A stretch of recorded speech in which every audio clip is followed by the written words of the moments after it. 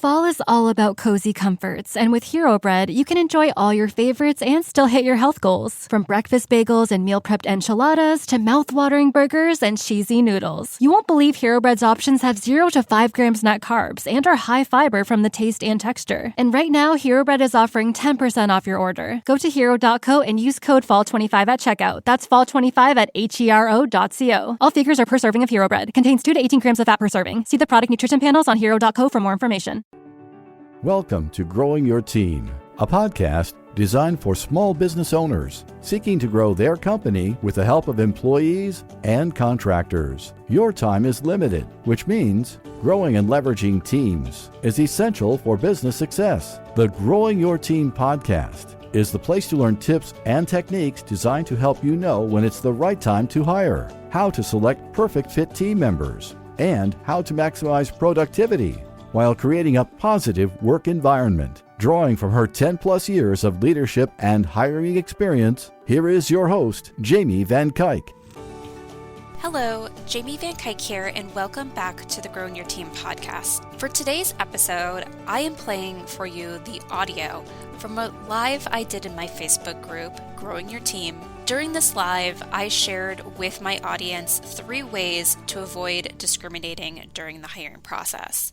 These are 3 ways where we can avoid the internal biases that we sometimes have, but don't realize we have while we are reviewing resumes and interviewing candidates. That is why at some points during this episode, you will hear me talk about the group. So I just wanted to let you know that when you hear me talk about the group, I'm referring to my Facebook group, Growing Your Team. Let's jump right into that audio from the live so you can learn how to not discriminate during the hiring process. Let's take a quick minute to kind of talk about what's going on in the world, in the US right now, and how this impacts our group.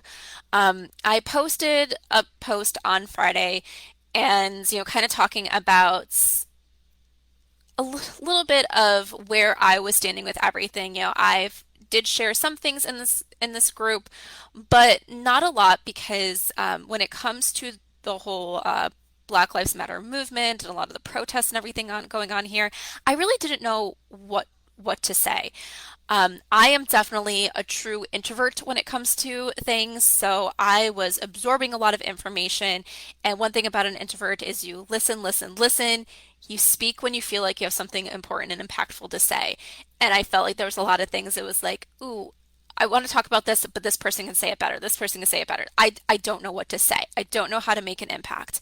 And it wasn't until one of the members of this group, not in this group, but on one of her personal platforms, kind of made a comment about, there was a lot of people in the industry that were so quick and so easy to talk about things going on with COVID, but when it came to the Black Lives Matter movement, weren't using their platforms in the same way. And I definitely felt it personally when I read that, because it was true. For me,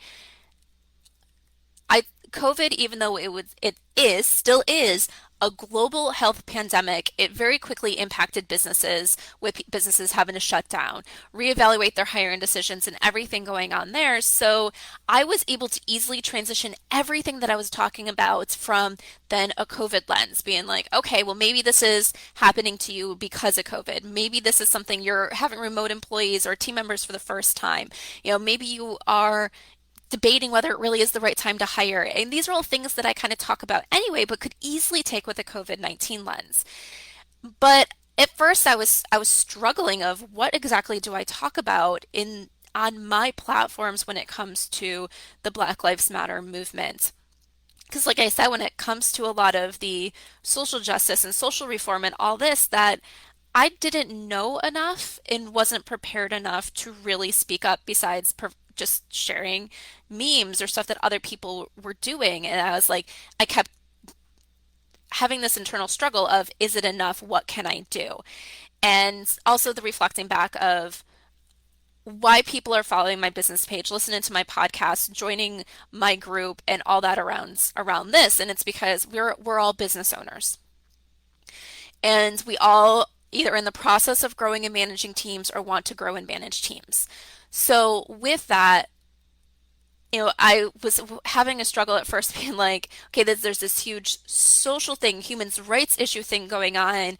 So let's ignore the business side, like ignore and not focus on our businesses right now. And then I realized that wasn't necessarily the right thing to do because we all still have businesses to run. We can't ignore our businesses, especially coming off a period where so many of our businesses and everything were highly impacted and still even being impacted by COVID-19.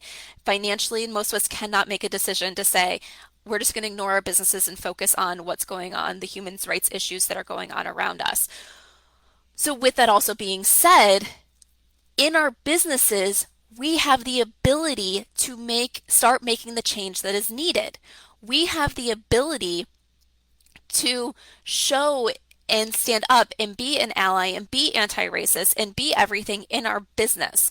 Because if we think about everything that it's going on and some of the things that have contributed to the racism and everything that still is happening in our society, a lot of that has to do with how people are treated in the ways where they make money. And how do people make money for the majority of society? It's by getting a job that other people are handing out. So, as business owners, we have the ability to really make an impact on the racism and everything else, these human rights issues that are going on in our society that have been going on for years. And a lot of us are really waking up to it's time to make a change and it's time to do something about it. So while I am totally open to someone coming in and using my platform to share things and about, how things are going on with them and how we can support these issues and everything for right now until I know anything else to say, I'm going to use this platform as a way to how we can be anti-racist and be an ally and do the right things in our businesses. Because if we want more money so we can support more causes, if we want time so we can personally put our boots on the ground and go and support causes, if we want the more energy so we can go and physically make the changes and things that are needed, what needs to happen in our businesses? We need to grow these teams where they're helping bring in more revenue so we have more of a profit in our business so that way we can, even from a business lens, donate to causes that need our support. Or from the income that we're able to take from our businesses, we're able to grow that. So on a personal side, we can donate money and funds to where it's needed. And so we can take less time in our business and be able to take a little bit more time and know that our business is running smoothly without us physically being there because we have an amazing team. So we can go and take a day off and protest. So we can go and take a day off and speak to senators and speak to government officials, speak to our local mayors, speak to whoever and make that change that we need to physically be there to help make. And then also when our business is not draining all of our energy, we have the energy left to make that change that's possible. So I'm going to be talking more about things that we can do inside our business that is not only going to help us make those changes that are needed with inside businesses so people can get the jobs and everything that they need and that are going to help elevate them in society and we can start being anti-racist in our business. That's also going to give us the time, money, and energy in order to do the social change that we need to do outside of our business. All right, so let's get into today's topic, which is all about how to not discriminate during the hiring process. So when you look at statistics, and I don't have any numbers pulled up right off the top of my head to share, it's pretty obvious that there's a lot of discrimination that goes on during the hiring process. There have been studies where they take the exact same resume and put a white sounding name and an ethnic sounding name on the exact same resume that goes out, and that white sounding name gets more interviews than that ethnic sounding name. So there's discrimination that goes on during all parts of the interview process, which then this brings back to the fact that most likely people of color are getting fewer opportunities to get good jobs. They're getting fewer interviews, fewer offers presented their way, which helps create that social injustice that we have today. So we need to make sure that we're making the decisions in our hiring process to hire the person that our business needs. And the person that our business needs is not dependent on color. It's not dependent on anything else other than the skills and abilities they're able to put forth. Now, a lot of people will sit there and say, but I'm not racist. I don't discriminate. I'm even going back to other discrimination things. I'm not sexist. I'm not against the LGTB community. People will sit there and say, but I'm not. I give everybody an equal opportunity. The problem is we have these underlying biases that even if we don't realize it, sometimes we're bringing into our hiring process. So we need to make sure that we develop our hiring processes in a way that silence those biases. That even when those biases start coming up and speaking in the back of our minds, that we can say, no, because of this. Or this voice needs to quiet down because this person is highly qualified for this interview. And when we set up our hiring processes correctly, we can get past these biases and actually give the interviews to the qualified candidates, and then narrow down our interviewed candidates to the right person based on the right factors, and leaving discriminated qualities off the table. That we are not giving someone a job because of the color of their skin or the sex or their sexual orientation or any of those other things, age, whatever it else is that help us discriminate in the process. So obviously today in society, we're talking about racism and Black Lives Matter and everything, but a lot of things I'm going over today can really deal with any type of discrimination that goes on in the hiring process. Any reason that we're going to say no to a candidate, or on the reverse side, say yes to a candidate either because of something about them that has nothing to do with their ability to do the job.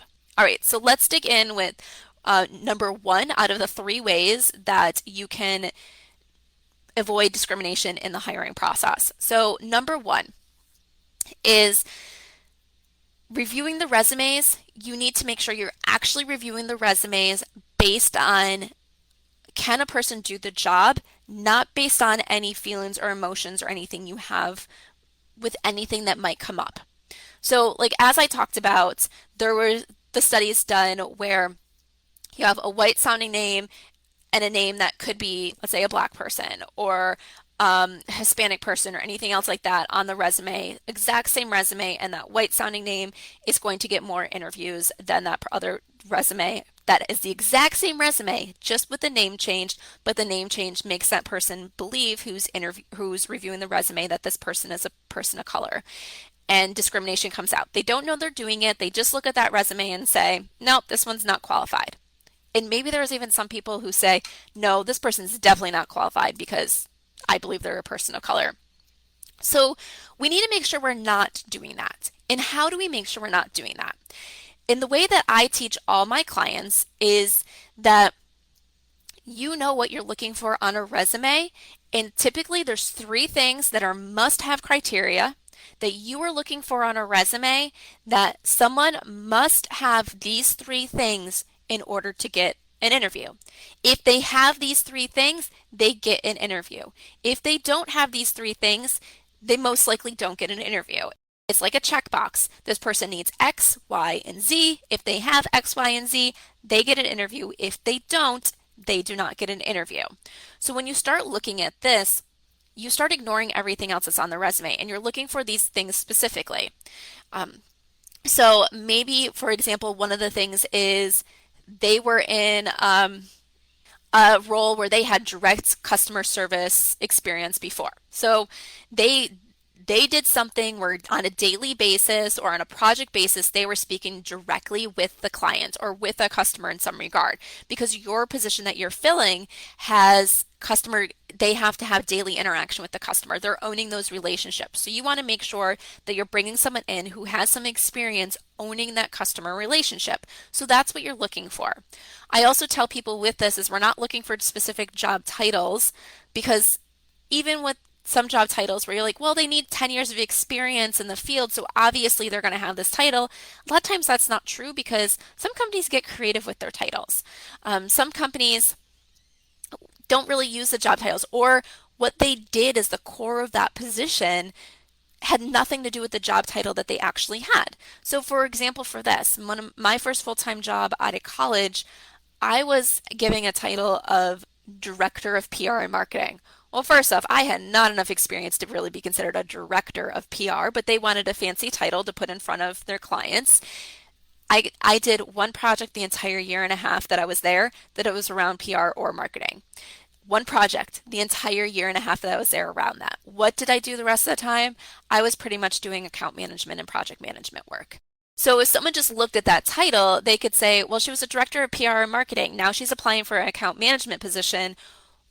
No, she's not, doesn't have the right background. But they actually looked at what I did within that job. They would say, oh, this job pretty much matches like item for item over here. So you need to look past the job title and into the things to see if someone has what you need.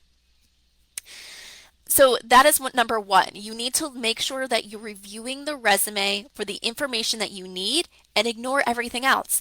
Their name does not matter. Their affiliations don't matter. Their like other stuff that's randomly put on this resume doesn't matter. Now, this doesn't have to do with racism, but let me tell you kind of a little personal thing about this. So back when I was born in the 80s, my parents, obviously, you know, my first name is Jamie. My middle name is Lee, Lee.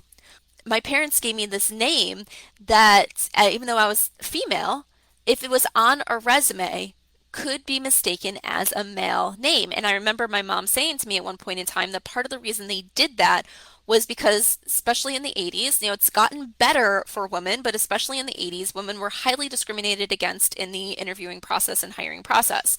So they wanted to say, we want you to get an interview based on your skills and qualities and not be discriminated against because of your name. So they gave me a name that could be mistaken as a male name.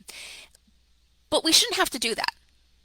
We shouldn't have to give our kids a name that is going to have people vision that there's something other than they are during the hiring process. So as business owners, it's our responsibility to stop that. It's our responsibility to stop letting things that don't matter impact our decision on whether someone gets an interview or not. So like I said, so number one is that we need to make sure that we are letting the people get interviews that qualify for interviews. And the way I do this with my clients is we have our must-have criteria that when we are looking at resumes, we are checking the box of did they have this? Do they have this? Do they have this type of experience? Yes, they get an interview. No, they don't. And everything else we pretty much ignore. Okay, so now number two. Step number two of how to not discriminate during the hiring process. And this is one that I go back and forth a lot with my clients because they want to do it and I tell them no. And that is looking at people's social media profiles. Why do you look at people's social media profiles during the hiring process? To discover more information about them. And a lot of people have private profiles. They don't share everything about their personal lives. You're only seeing little snippets of who they are. And one of the main things you're seeing about them is a picture. So the whole reason you look at social media profiles is to make a decision based on who this person is, based on your own opinions and biases. You're not going to go to someone's Facebook profile and find out who they are as a worker. It's not out there. People don't share that stuff on their Facebook profile. Even a lot of people on their LinkedIn profile, if they're sharing articles and stuff like this, doesn't necessarily mean that they are a person who succeeds in the workplace, that they are going to be able to do the job that you need them to do. So I always say, do not look at social media profiles when you're trying to decide if someone is worthy of an interview or not. I know a lot of people say, like, it comes down to, well, is it even allowed? Can I? Because a few years back, there was these big controversies when jobs or companies were actually asking people and requiring people to give up their social media links during the hiring process. Some were even going as far then because a lot of profiles if they were sending things up to private or the way things were then that you couldn't see things unless you were friends with the people, specifically asking for usernames and passwords so they can go in and see everything that's on that profile versus what you can see from the outside public. And there was a lot of controversy around this and a lot of what can you do, what can't you do. If I'm remembering correctly, at least you cannot ask for username and passwords. You cannot go into that person's personal site. There might be some specific state laws or local laws that say you can't, but on a national level, there's nothing saying that you cannot go look at someone's social media profile from the public view during the hiring process. There's nothing saying that you can't. So if the law says you can go ahead and look at these, why am I telling you that you shouldn't? Well, obviously I said that when you look at these, you're already bringing in biases. You're making decisions around people based off of what you think versus actual fact, and talking to the person or really digging deep into things. People share all different things on their profile. You're not necessarily finding correct information. But here's the legal issue of it. I know you're thinking legal issue. I just told you it wasn't illegal to look. But here's what is illegal. Discrimination in the hiring process is illegal. And the way it's written is it doesn't make a difference how you find out the information. If you use information about race, sex, criminal history, sexual orientation, age, anything else, if you use that information in your hiring process, it doesn't matter how you find out about it, you are still discriminating in your hiring processes. So if someone knows that you're going and looking at people's social media profiles before you offer an interview, and then every person that you interview ends up being, let's say, a white male, you are discriminating in your hiring processes. You might not realize it because it's those internal biases that are coming out, but you are. Or it could very likely be proven that you are in a court of law, even if that wasn't the case. So that's why it's really important to not pull in anything into the hiring process that's not important, and really focus on the facts that are given to you. So when you're trying to decide if someone should get an interview, you really need to focus on what is on that resume, not what's on that other information that you're going to pull in. And sometimes you need to be really careful here because, like I always say, is just because someone can't win a lawsuit doesn't mean they won't try. And that trying takes you time and it takes you money. So don't look at social media profiles early on or really ever during your hiring process, because you're putting yourself in an area of liability. You're putting yourself in an area for discrimination lawsuits and everything coming your way. And you're putting yourself in an area where you might be allowing biases to impact your decisions, even though you're not meaning to be racist or discriminate or anything else during the hiring process. So just don't. Wait and make your decisions based on the information that you find out during the interview once you determine that someone qualifies for an interview themselves off of the resume. All right, so then number 3 of things you can do to not discriminate during the hiring process. And so step number 3 is be prepared for the interview with set questions.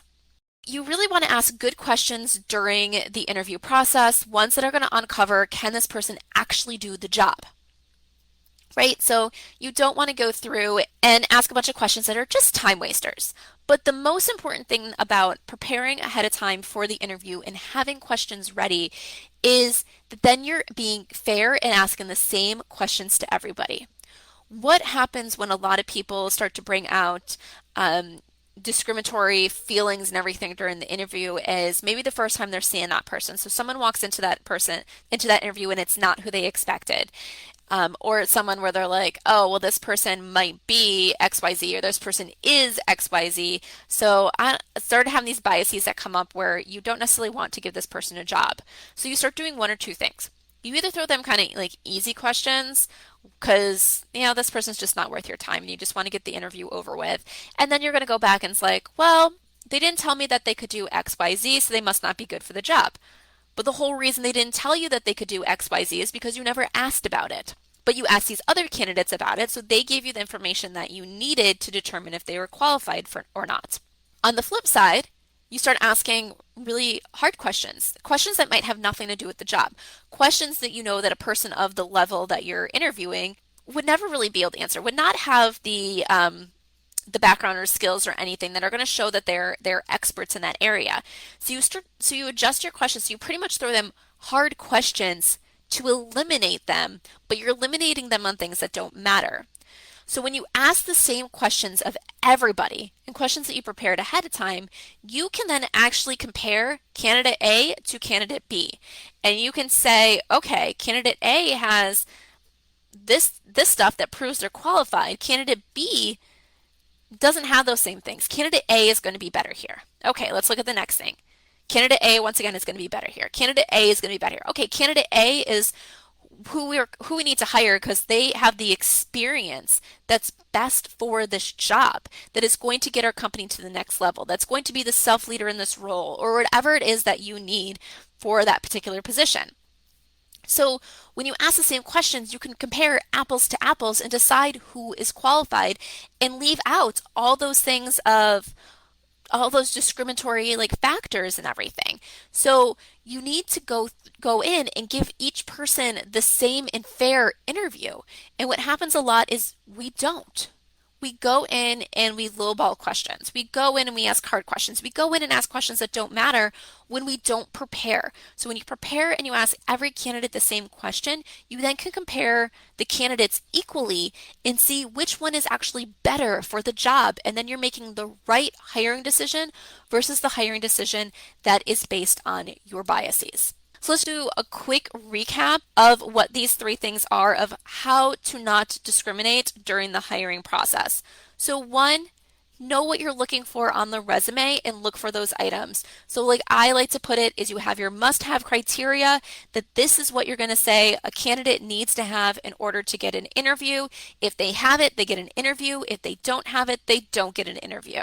The next is don't look at social media profiles. Looking at social media profiles is only going to bring out your biases. You're pretty much looking for reasons not to give this person an interview, and the reasons that you're looking for, pretty much every one of them can tie back to discrimination and biases, and not anything to do with how the candidate is going to do the job. And then third is make sure you prepare questions in advance for the interviews that you ask every candidate. So that way, you go in prepared and then you can compare each candidate to each other. So you're actually determining who is best versus then saying, well, this person didn't answer the right questions. I didn't get the right information. So obviously they're not qualified, when the whole reason you didn't get the information is because you didn't ask for it. So when you ask the right questions, when you ask the same questions, you uncover the right information during that hiring process to determine if a candidate is qualified. So that is it for today. If you're sitting there and saying, I don't know how to really determine if someone's qualified off their resume, or what questions should I really be asking, I don't know if my questions really are uncovering the right things, then reach out. Let's jump on a call. Let's see how I can help you through this process so that way you are prepared to have a hiring process that makes it so you don't judge people on their race or on anything else that can be considered discrimination, that you are making the right decisions and getting the right people in the job based on their qualities and of how they can work and what they're going to do for your business, and not based on their race, sexual orientation, gender, age, or anything else that is something that people discriminate against. Thank you for joining us for this episode of Growing Your Team with your host, Jamie Van Kuyk. Be sure to subscribe and head on over to growingyourteam.com to connect, access the show notes, and discover more ways to hire and leverage your perfect fit team.